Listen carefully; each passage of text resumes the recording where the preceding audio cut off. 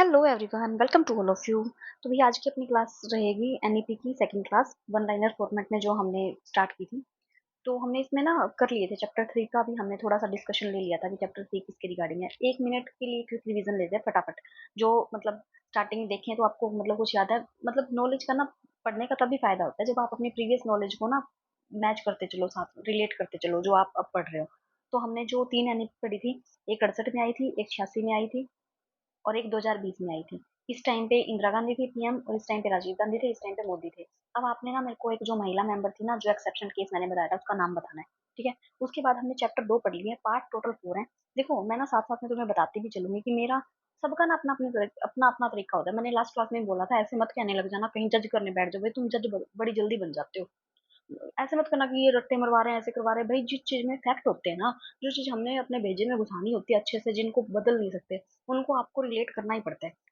तो जैसे पार्ट अब चैप्टर में कंफ्यूजन हो जाती है। मैंने तो बस ऐसे कर रखा है, जैसे पार्ट में 4 आ रहे हैं ना अल्फाबेट, तो पार्ट 4 ही हैं। चैप्टर्स ऑब्वियसली चैप्टर्स बड़ा है तो इसमें 27 चैप्टर्स हैं। अब हमने पार्ट 1 में ये किया था कि जो पार्ट 1 है उसमें 1 से लेके 8 चैप्टर आएंगे। तो हमने 2 चैप्टर पढ़ लिए थे। अब वो 2 चैप्टर कौन से थे? दोनों चैप्टर है ना, फर्स्ट और सेकंड, दोनों में फुल फॉर्म्स आएंगे। अब पहला जल्दी आ रहा है तो ये इसमें अर्ली वाली आएगी, मतलब ईसीसी आएगी, इसमें एफएलएन आएगी। इसका ये बड़ा है इसलिए इसका टारगेट 20-30 का है, मतलब 20-30 का, इसका 20-25 का है। ठीक है। हेल्थ कार्ड इश्यूज इसमें हुए थे, पीयर ट्यूटरिंग इसमें थी, ये चीजें तुमने जो मैंने बताई थी ना वो याद रखनी है।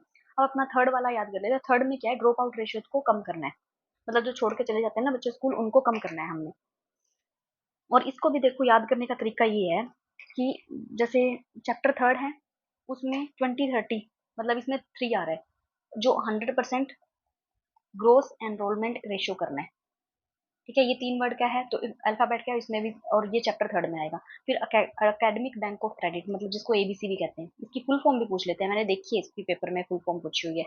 इसमें क्या होता है, डाटा रिकॉर्ड रहता है स्टूडेंट्स का, ताकि वो जो ट्रांसफर करे ना, पहले तो फाइल मतलब मोटी मोटी फाइल बनानी पड़ती थी, ये रखना पड़ता था। इसमें ही सब स्टूडेंट का सारा डाटा है ना, इसमें ही मतलब अक्यूमुलेट होता है, वो सारा इकट्ठा होता है इसी में।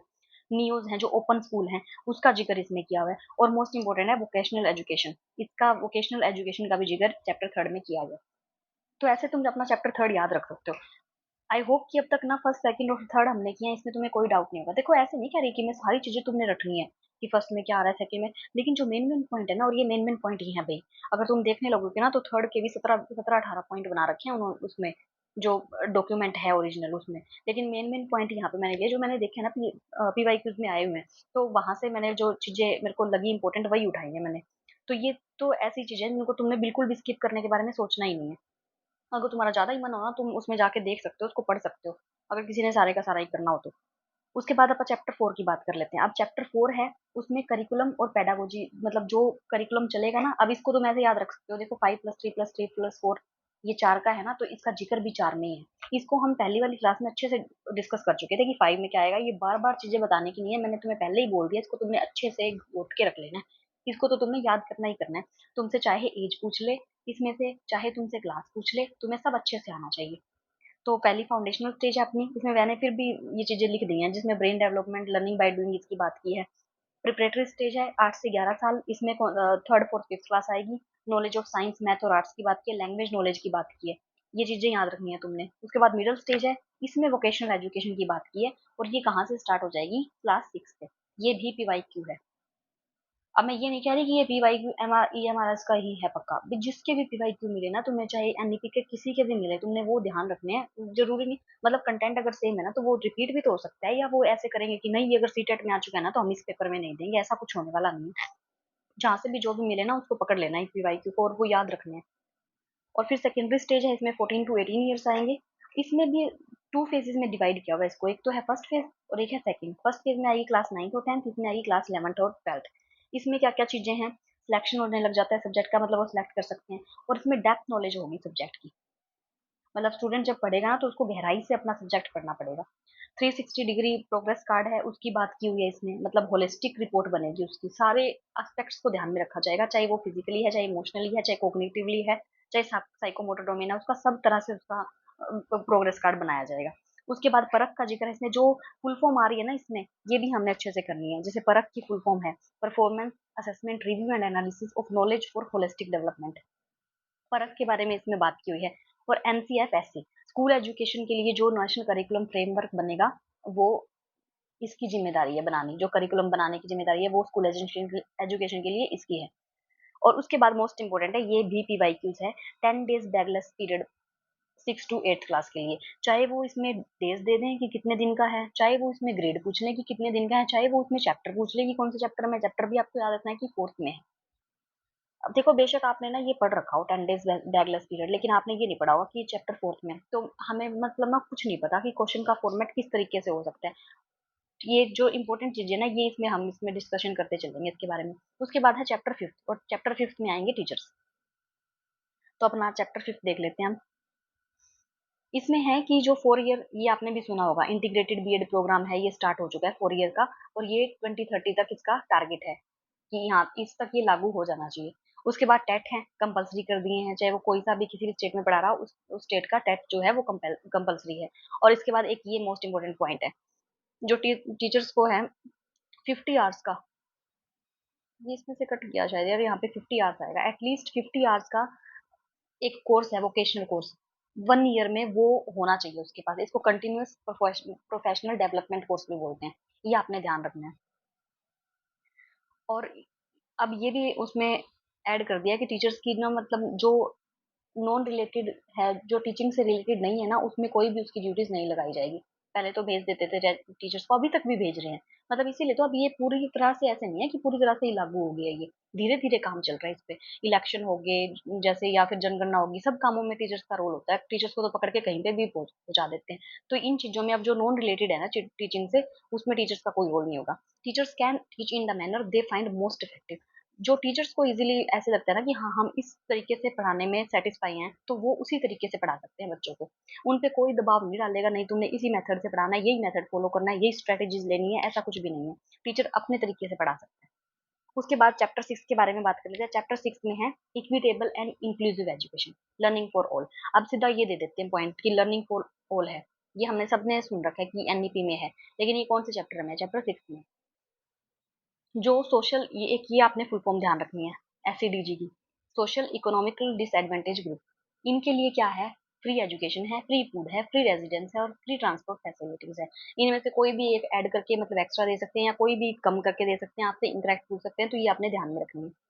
और एक जेंडर इंक्लूजन फंड के बारे में जिक्र है इसमें, कि जो जेंडर इंक्लूजन फंड है ना वो प्रोवाइड करवाएंगे, ताकि जो गर्ल्स हैं और ट्रांसजेंडर स्टूडेंट हैं उनको क्वालिटी एजुकेशन मिल सके।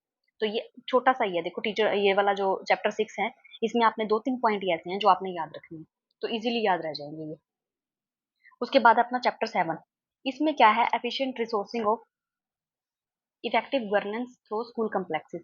मतलब जो भी स्कूल का कम्प्लेक्स है ना, उसको डिजाइन करने के लिए, उसकी इंफ्रास्ट्रक्चर के लिए, उसके रिसोर्सेज के लिए जो भी कमेटी बनेगी, जो भी मतलब गवर्नेंस लगेगी ना, उसके बारे में इसमें कहा हुआ है, डिस्कशन किया हुआ है। तो उसमें है कि ये जो पॉइंट है, ये देखो ये वाला point, establishment of school complex consisting of 1 secondary school, उसके साथ साथ लोअर ग्रेड स्कूल, और उसके साथ साथ आंगनवाड़ी, ये 5 से 10 किलोमीटर की डिस्टेंस में होनी ही चाहिए। तो ये आपने याद रखना है। और एक ये है कि इसका सजेशन ना एनईपी 2020 से पहले एक बार कोठारी आयोग जो आया था 1964-66 में, उसमें इनका इसका जिक्र हो चुका था, लेकिन ये इम्प्लीमेंट नहीं हुआ था उस टाइम पे, उन्होंने मानी नहीं थी ये बात। तो ये भी पूछ सकते हैं आपसे, देखो ये इंपॉर्टेंट पॉइंट है कि इसका पहले से मतलब जो एस्टेब्लिशमेंट का जिक्र है ना, ये पहले किस कमीशन ने या किस कमेटी ने किया था, लेकिन वो इम्प्लीमेंट नहीं होता। तो आपने ये याद रखना है, कोठारी कमीशन ने किया था इसका। उसके बाद है every stage will be encourage to strengthen establishment of Bal Bhavan. बाल भवन बनाए जाएंगे जहाँ पे सभी एजेस के जो चिल्ड्रन है वो एक बार हफ्ते में जा सके, वहां पे विजिट कर सके। उसके बाद अपना एट्थ है और लास्ट है, ये याद रखना आपने, पार्ट 1 में फर्स्ट से लेके 8 तक है, और अब हम 8th की कर रहे हैं कि जो भी मानक होंगे ना वो निर्धारण कैसे करे जाएंगे, मतलब standard setting and accreditation for school education. मतलब क्या क्या चीजें जरूरी है, क्या चीज जरूरी नहीं है, किसको इन्वॉल्व करना है, किसको इन्वॉल्व नहीं करना, ये चीजें हैं वो उसका इसके बारे में इस चैप्टर में डिस्कशन किया हुआ है। All main functions of governance and regulation of the school education system handle by single body, the department for school education, department of school education. ये जो भी सिस्टम है ना स्कूल एजुकेशन का, उसको एक सिंगल बॉडी हैंडल करेगी, वो है department of for school education. उसके बाद इसमें जो फुल फॉर्म है वो दे रखी है, ट्रिपल एस ए, इसका मतलब है स्टेट स्कूल स्टैंडर्ड अथॉरिटी। ये क्या करेगी, सेट ऑफ स्टैंडर्ड्स डिसाइड करेगी कि इसके ये स्टैंडर्ड मतलब मानक, कि ये सभी स्कूलों के पास ये स्टैंडर्ड्स होने चाहिए। उसके बाद एससीईआरटी ने एक और जो कमेटी है या कोई एक और फ्रेमवर्क है वो फॉर्म किया है, school quality assessment and accreditation framework. इनमें देखो इतना कुछ नहीं है कि ये किस लिए किया है, ये तो स्टैंडर्ड्स के लिए किया है, लेकिन इसकी जो फुल फॉर्म है ना ये आ सकती है सीधा एक नंबर में, मतलब ये पूछ सकते हैं आपसे कि ऐसे ऐसे की जितनी भी आ रही है ना इसमें, वो सारी आपने याद रखनी है, चाहे वो एफएलएन की है, चाहे वो परख की है, डायरेक्ट पूछ लेते हैं ये, चाहे ईसीसी की है तो तुम्हें रट रही होंगी, दीक्षा की हैं। एक एक क्लास में ना हम सारी फुल फॉर्म जो भी एनईपी में आ रही है ना वो सारी कवर करेंगे, लेकिन जो साथ साथ अपना होता जा रहा है ना कम से कम उसको तो हम कवर करते चले कि ये इनमें तो ना छूट जाए। उसके बाद एक बार साथ में तो हमने करनी ही करनी है। इसके अब हमने ये चैप्टर अपना पार्ट फर्स्ट है ना ये हमारा कंप्लीट हो गया इस तक। हमने 8 चैप्टर इसमें पढ़े हैं। अब तुमने ये तुम्हारा काम है ये कि जो तुम्हें इंपॉर्टेंट है ना लग रहा है, जैसे वो हमने 50 आवर्स वाला किया था, वो कौन से चैप्टर में है ये तुमने ध्यान रखना है। जो मेन मेन चीजें हैं, प्रोग्रेस कार्ड बनेगा वो कौन से में है, हेल्थ कार्ड बनेगा वो कौन से में है, टीचर्स का कौन से में है कि टीचर की क्वालिफिकेशन कौन से क्या क्या होनी चाहिए, ये किस चैप्टर में बताया हुआ है। तो ये सारी चीजें ना तुम्हें साथ में लेके चलनी है कि तुम्हें पता रहे कि हर एक चैप्टर का थोड़ा सा तो आइडिया रहे ना। ये तो देखो मैंने पहले भी बताया था तुमने कि काफी तुमने देख ली होंगी, नोट्स भी बना लिए होंगे अपने, लेकिन जरूरी नहीं है जो फॉर्मेट चलता आ रहा है ना हमेशा उसी फॉर्मेट पे तुमसे ये पूछें कि इसकी फुल फॉर्म क्या है, एफएलएन का टारगेट कब तक रखा गया है। हटके भी हो सकते हैं चीजें, तो हमने ना अपने अगर 10 नंबर तैयार करने हैं ना तो सारी चीजों को सारे पॉइंट्स को हमें कवर करना पड़ेगा। और मैंने मतलब ये नोट्स उसी से बनाए हैं। मेरे को लगा ना कोई चीज़ इंपॉर्टेंट रह रही है तो मैंने वो भी इसमें ऐड ऑन कर दिया। अगर तुम्हें चाहिए तो मैं उससे, वैसे तो तुम गूगल से भी देख सकती हो जो उनका ऑफिशियल डॉक्यूमेंट है उसको, बाकी मैं शेयर भी कर दूंगी टेलीग्राम पे। अगर तुम्हें ज़्यादा ये हो कि हमने हाँ सारा देखना है एक बार, मतलब गो थ्रू करना है, तो तुम उसमें से भी देख लेना। बाकी ऐसे इजीली अवेलेबल चीज़ है, आराम से मिल जाएगी तुम्हें, गूगल पे डालोगे यानी कि 2020 तो आराम से मिल जाएगी। तुम देखना चाहो तो देख लेना, उसमें से कोई भी मतलब ऐसा पॉइंट तुम्हें लगेगा नहीं जो इंपॉर्टेंट तुम्हें लग रहा है और वो ना इंक्लूड है उसमें। बस तो आज अपना चैप्टर जो पार्ट फर्स्ट है वो कवर हो गया। वीडियो मैं इसीलिए छोटी रख रही हूँ ताकि तुम्हें देखने में भी आसानी हो, तुम्हें नोट्स बनाने में आसानी हो, तुम्हें ऐसे ना लगे बहुत भारी चीज बता दी है इसमें, तुम ज्यादा प्रेशराइज ना हो जाओ इस चीज से। धीरे धीरे अपना कवर करते चलेंगे, चाहे 5 मिनट का हो, चाहे 7 मिनट का हो, चाहे 10 मिनट का हो, चाहे 15 मिनट का हो। उसके बाद बस एक बार इसका कंप्लीट जो पीडीएफ है ना वो मैं प्रोवाइड करूँ, क्योंकि मैं मेरे पास भी इतना टाइम नहीं होता। अभी मैं साथ साथ में इनके नोट्स बना रही हूँ ना, वही वही कवर करवा रही हूँ साथ में ही तुम्हें। जितना मेरे से हो पाता है ना बस मैं उतना ही कवर करती हूँ। मेरे को ये नहीं होता कि एक दिन में मैंने पूरी एनईपी भर देनी है, क्योंकि ना तो उसमें होना कुछ, एक बार हम पूरा कंप्लीट करते हैं ना तो उसमें कुछ ना कुछ पॉइंट रह ही जाते हैं, इसलिए मैं थोड़ा थोड़ा करके चल रही हूँ इसको कि साथ साथ में होता रहेगा ये। तो ये वाली एक बार अपने साथ में कवर कर लेंगे, उसके बाद हम पार्ट 2 पे चलेंगे, और उसके बाद थोड़ा थोड़ा इतना लंबा रह भी नहीं गया। ये पार्ट फर्स्ट है ना जो स्कूल एजुकेशन का है, और ये तो तुम्हें याद रखनी है, कहीं चैप्टर्स के चक्कर में ना पार्ट को ही भूल जाओ कि पार्ट फर्स्ट स्कूल एजुकेशन है, सेकंड हायर एजुकेशन है, थर्ड अदर की एरियाज है, और जो फोर्थ है वो स्ट्रेटेजी है। तो ये साथ साथ अपने करते चलना कि पार्ट का किस किस में। अब सेकंड में हम हायर एजुकेशन के बारे में डिस्कस करेंगे। तो आज के लिए बस इतना ही है। Thank you, take care, bye bye.